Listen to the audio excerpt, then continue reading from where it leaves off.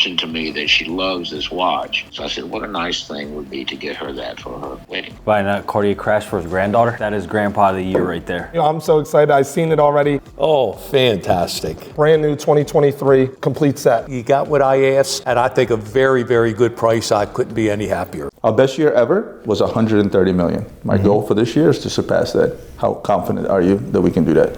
I'm confident.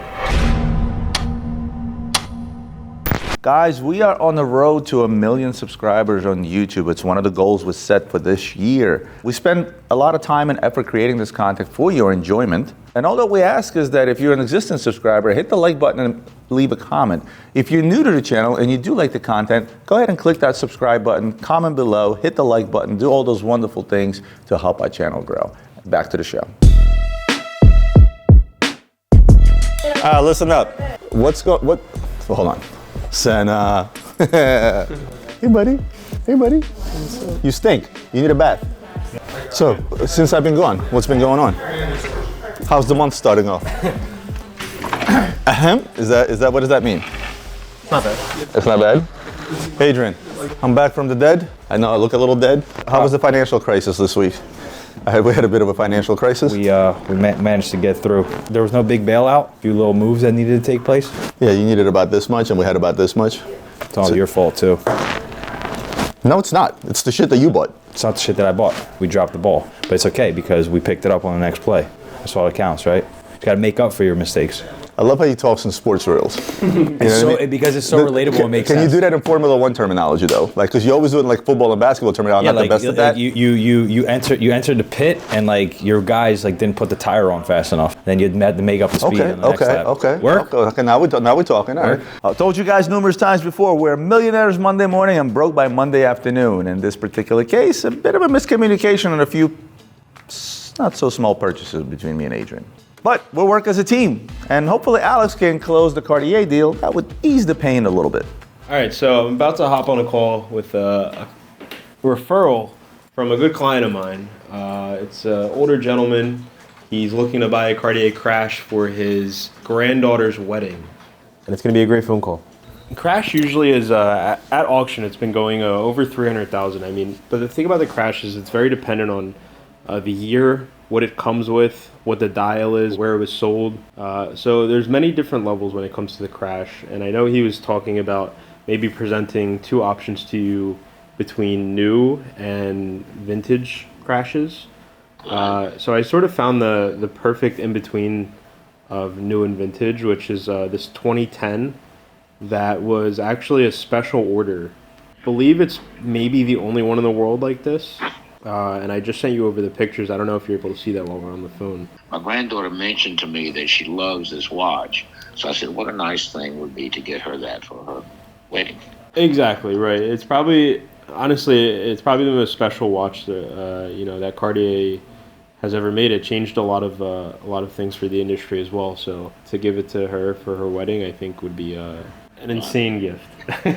To say the least, I can't even come up with words to describe how that would be. You said you had two crashes that you have contact with. Exactly. So then the other one would be a lesser example. I guess you could say it's watch only. There's no box or papers with it. It's has an original factory set diamond bezel. And how much is that one on? For the one that has a diamond bezel, factory set white gold case, and this one is 180,000. It's from 1990, and it's watch only, so it does not have papers, but it has a peristyle. So. And it's original. It's exactly right. We certify everything that we sell. We stand behind all of our products. Obviously we have the watch in hand first. We inspect it.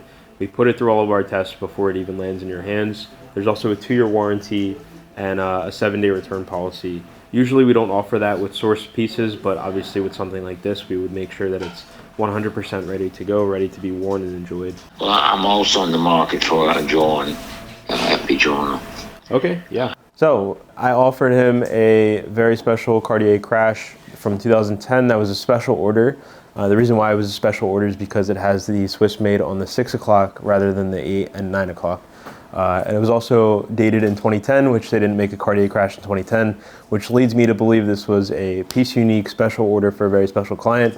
So I think it's the best example at a very attractive price, better than most of the auction prices recently. So we'll see if he ends up taking the watch for his granddaughter. He's buying a Cartier crash for his granddaughter. That is that is Grandpa of the Year right there. Grandpa of the Year. Yeah, right? hell yeah. That's what I was saying for her wedding. Especially if she like knows what it is. She said she really liked this watch at one point. She mentioned it at one point. At one point. Yeah. I mean, that's a really cool one. It's a special moment. Very special moment. Top 3 watches to wear on a wedding day. I mean, look, watches are so tailor fit to everybody's personality and their lifestyle, right? So you got to say the same for a wedding, because so many weddings are so different. There's elaborate weddings, there's low-key weddings, so it really depends on you as a person. For me, it was a traditional, classy Patek Philippe is what I wore. I was gonna throw some diamonds in there. I was gonna do a Celestial.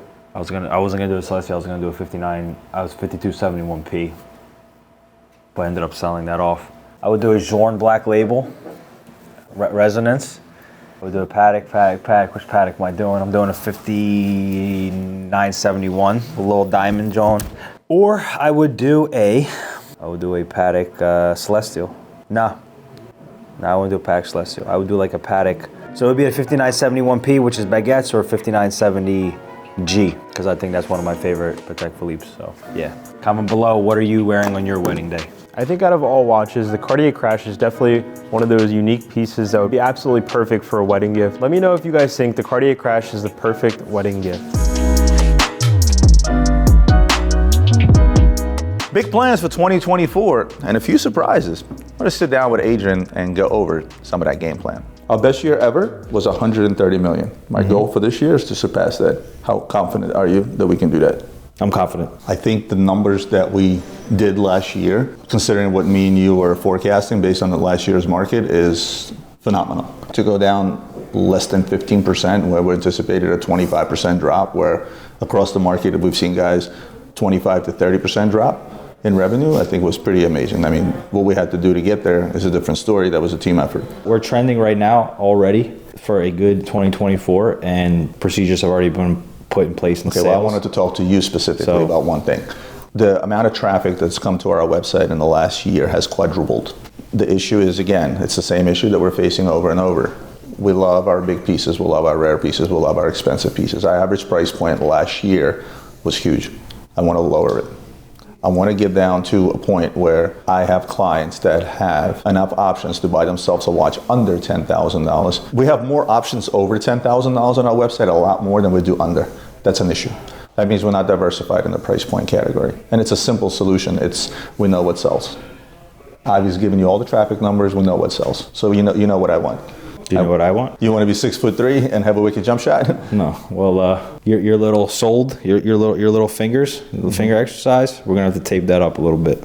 You talking about me buying stuff? Yeah. That's fine. I did that. Just don't buy stuff that I cannot pronounce, and we'll be okay. Adrian, how do you pronounce brigade? No, I understand. Again, me and you took an analytical approach. Yes. That report that I did, again, I've been out. I was supposed to update it last week for the end of the full year because the 3/4 report was good. End of the year report will be great. Once I put that in perspective and give you the numbers across each bucket and all the sales, we can sit down together and make a conscious decision as to say, okay, if I have 6 million sitting in AP, I'd rather have 4 million there and take those 2 million. No, you can't. It's not effective to have that approach. I understand what you're saying, but you can't do it across brands. You just can't. You got to do it. You got to do it against. I'm doing it across brands, our top selling brands. I'm not doing it across every brand. You can't say like, hey, I have 6 million versus 4 million AP. You just have. It's the price point. Right. Right. It doesn't matter if it's AP or Rolex or Patek. If it's within that price point, we have to have certain sections based on the amount of inventory that we carry. What I told you this earlier, whatever report I did, you can kick the graphs every which way you want. I just want to because after that you can say, okay, now give me the same thing by price point. We need to be liquid in the position where we can pick and choose the stuff we want to buy instead of being reactive and giving whatever we can. At the end of the day, it's like I want more transactions, more customers. I want to get exposure to more people. As much as you like to sell your, I'll call it some very, very rare piece, right? Even if you put that on Instagram or if you put that anywhere, if you see the engagement on that piece versus something as simple as a steel Daytona, you're not getting rich on steel Daytonas. But the bottom line is more eyes catch you. More eyes, more customers. What do we have all this for? We have all this to get eyes on us for the product that they want. When it comes to buying inventory or investing our money, there's two completely different outlooks on what Roman feels we need and what I feel we need. One is not right and one is not wrong. Roman likes the more rare stuff that he's emotionally attached to. I like the stuff that's liquid and that our customers mostly want from us. Give me one keyword that's going to be your anthem keyword for the year. I have one. What would be yours? Bro, I have this song is stuck in my head. Revolution. What is it? The Beatles Revolution song. So Revolution is for you. Yeah. You know what it is for me? For my department heads across and all employees under them, I have one word for the year. Accountability. I knew you were going to say that. Well, I'm glad we're on the same page. Accountability. Since we're talking about a $130 million goal, I got to get right back to work. I have a first-time Rolex buyer here to pick up his new James Cameron Sea Dweller. How long have you been doing your business? You've been doing this business? This is my 13th year, yeah. Nice. How'd you even get started with that? I was selling homes, right. Then I became a realtor. That's what my wife does now. Because I was fixing and flipping them. Nice. I didn't want to pay for the, the fees. Yeah. And then I didn't want to pay for the inspections because I've been a hands-on trade type guy all my life. Yeah. So I got my home inspecting license. I see what you've said. Then I started home inspecting and everybody was saying, do you do this radon stuff? Right. I don't know if I can plug the business of Target Radon. Yeah, for sure. Say your business name. Target Radon. About 400K subscribers. Best radon mitigation systems to be put in the Baltimore, Maryland area and surrounding counties. Love it. Thank you. I appreciate that. No, for sure. Love it. So I'm going to be rewarded with a Rolex watch. Today's the day. Well, listen, here's your moment. I'm not going to take away from you. I'm so excited. I've seen it already. I'm going to size it up. You're going to walk out with it. Okay. But you could do the honors, man. Oh, okay. This is your moment. I'm not going to ruin it. I had my moment last month. Exciting for me. Dude, it should be. It's the most iconic. It's making my whole day. Oh, fantastic. So, guys, this is a 2023 James Cameron, one of the most popular models when it comes to Rolex, iconic behind Titanic. The dial's like no other dial. Brand new 2023. Complete set. So quick summary, but beautiful watch. Everybody hears complaints with plugging this guy here.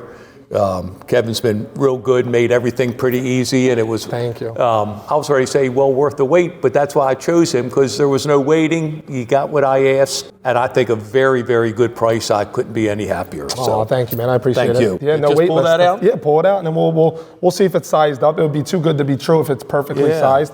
I'll show you how to set it. I'll show you how to pretty much open it first time. So the minute you're holding the watch, right? I'm kind of glad you're here for this.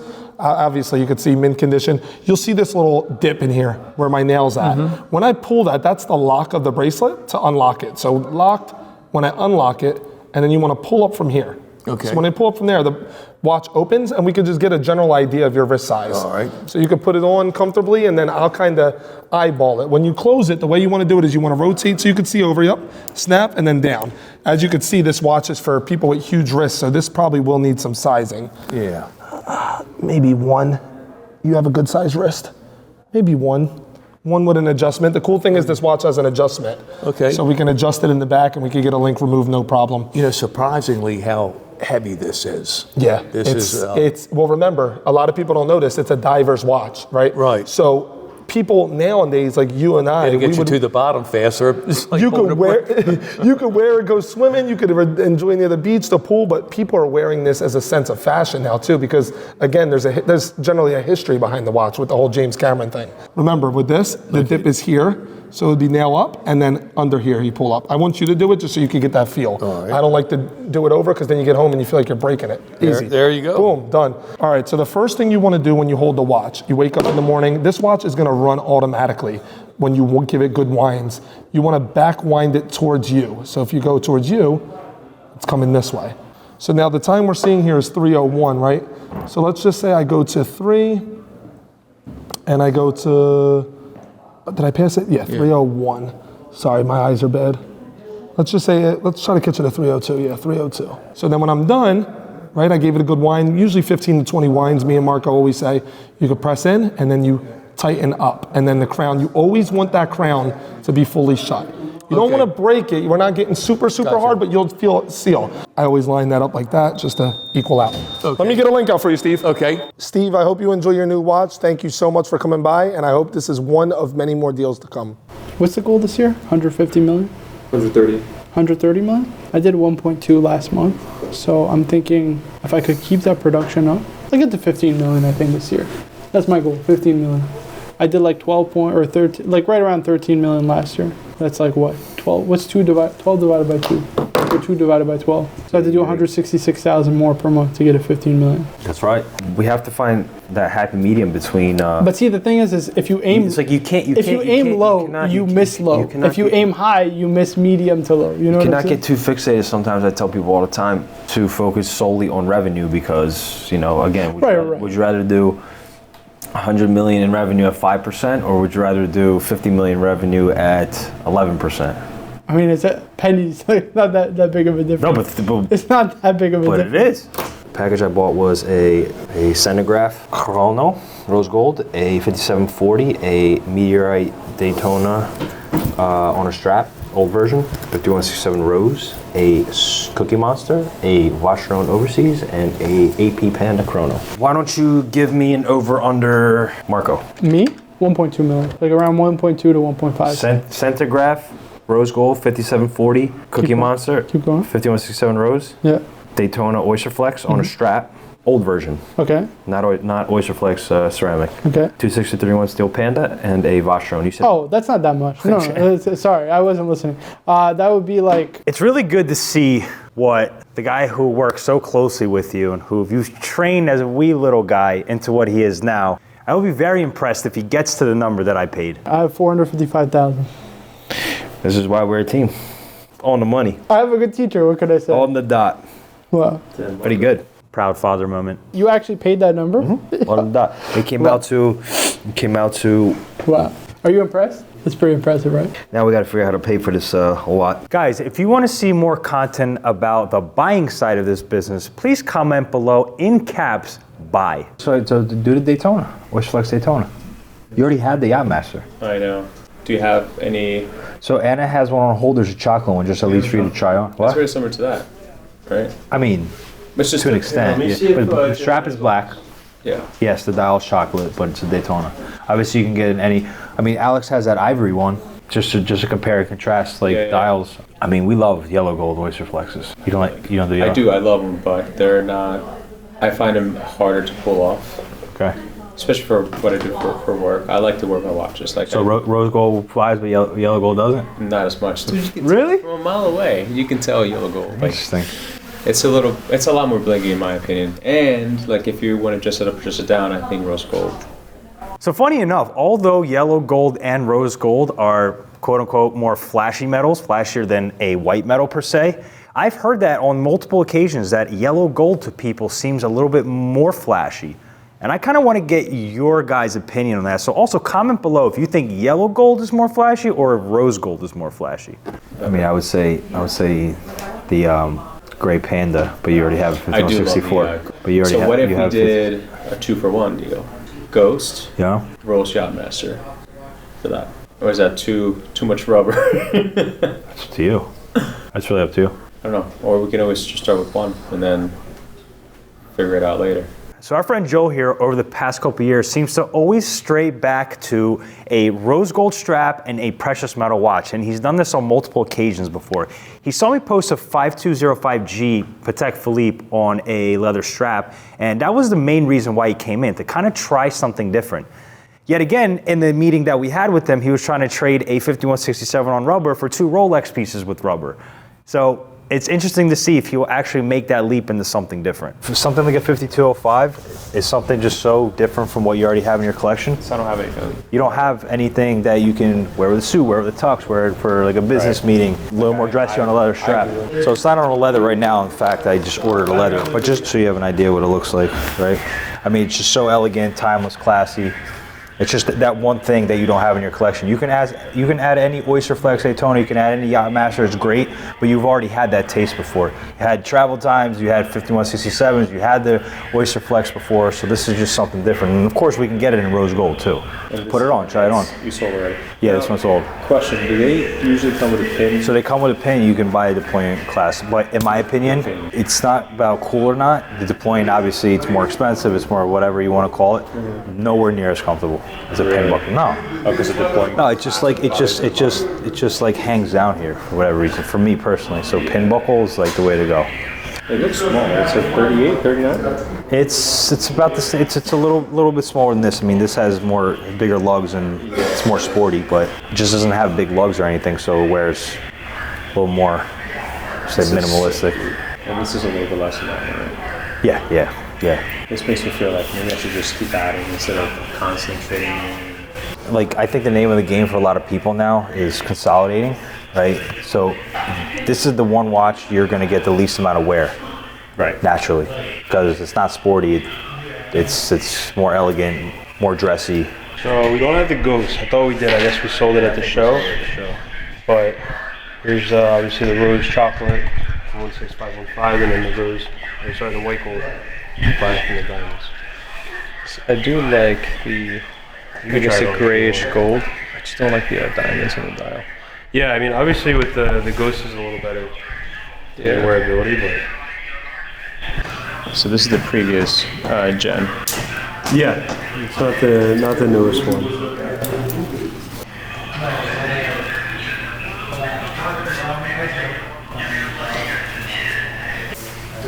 You can compare them, honestly. Oh yeah, let me see.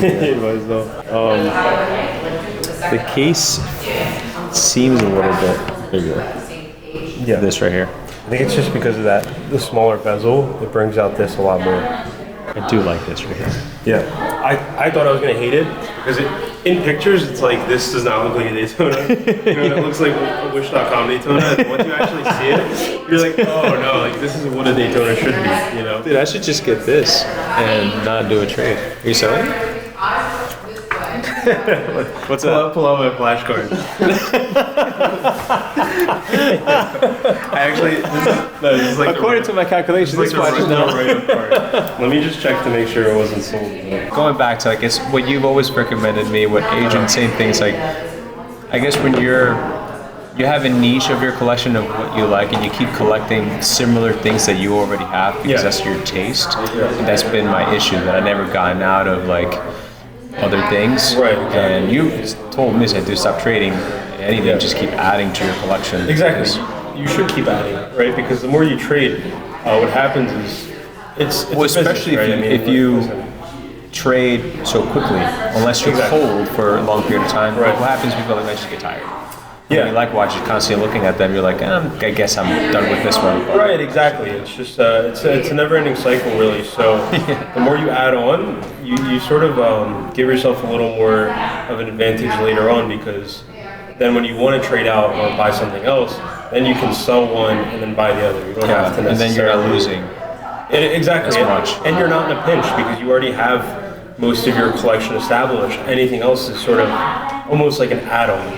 Like, I like this watch, maybe I'll get it if I find a good deal. That's what I see in a lot of collectors, is they have a lot of watches, and they're not, I want to trade this and get this and this, but I don't know, maybe I want this and this, and maybe I want this. Over the years, they've bought, those watches that they want, outright no trade, and then when it comes time they see something that they like, they're not, and I'm not saying you're in a rush ever, but they're not really going based off emotions. They're going based off, okay, when my watch sells for the price that I want it to, because and I find the price that I want on the other watch. Then you're just nickel and diming yourself. Exactly. You've probably seen me trade the same watch back to back to back to back. Yeah, it's true. But there's ones that I just don't touch. Like 4 root beer GMTs at this point, two Yamahas. Idiot. Joel decided to come back a few days later and ended up picking up a Patek Philippe 5712, which he traded his 15202 AP for. Pretty good trade. It's definitely an upgrade, and I'm super stoked for Joel to get into his new Patek, and it's another piece to add to his collection. All right, now this is how a real unboxing is done. This is basically where the magic happens in this room, otherwise known as the war room. We buy the watches here, myself and Marco, and then they come through here, we assess them, we price them, we sell them, we do all the above. Marco, actually, thank you so much for having them displayed like this for me. This is actually wonderful. We have a Patek freaking museum today. Now we have a Patek museum. When was the last time you seen 2 Zeitwerks in one shot? Yeah, both new movement. Look at that. So this is actually 2. This is actually a new movement Zeitwerk. So the new movement meaning whenever it flicks over, there's no actual like stutter to it about 5 seconds before. They're in sync. They're in sync, like Dancing with the Stars. You know what I'm saying? How about it's the most legible watch of all time? Oh yeah. Unmistakable. It is unmistakably 8 o'clock. Possible too. Yeah, it's like an iPhone, very expensive iPhone. I mean, this strap is crazy. Where's the strap from? I've never seen this before. We have so many grails in one shot, and obviously you probably can't see in the camera, but a Tiffany stamp 5980 Rose, a 5990 probably greatest daily watch of all time, the 5261 that we thought when it first came out was ugly, and then the more and more I see it, and the more and more people request it and we sell it, the more and more I like it. Oh yeah, 3940. God, best bang for. It's all about bang for your buck. Papers, plus it also has service. It's very hard for you to name me off the top of your head a better value than a 3940. Given its case size, you know, more modern case size, it's not too small. What better value Patek is there? And it's also a historically important reference, it being the first serially produced perpetual calendar from Patek Philippe. So, yeah, I mean, doesn't get much. I'm trying to think out loud here. What a better buy? Nothing. Nothing. Like world time, but it's not as complicated. No. Right? Then you can go to like annual calendars, not as complicated still. Patek Philippe does perpetual calendars like Nike does sneakers. You know what I'm saying? Yeah. Just what it is. What do you think? This is Equinox for you? No. This is like dungeon, Dorian Yates, walking in the dungeon, like it's hot. Yeah, buddy. That's Ronnie Coleman. Yeah, exactly. Dumbbells clanging and banging. Yep. Yeah, buddy. Ain't nothing to it but to do it. Everybody want to be a bodybuilder, but nobody want to lift no heavy ass weight. Everybody want to be a watch dealer, but not everybody wants to invest in watches. Some people are just afraid. We're never afraid. Wow, we got some work to do here. 2024 is the year of Patek Philippe. And as time goes on, you guys will see why exactly I'm buying more Patek Philippe. Comment below, what watches are you looking to buy this year? Guys, I hope you enjoyed the show. And as I said earlier, it means a lot to us. Like, comment, share, subscribe, do all those wonderful things that help our channel grow, and we'll see you next week.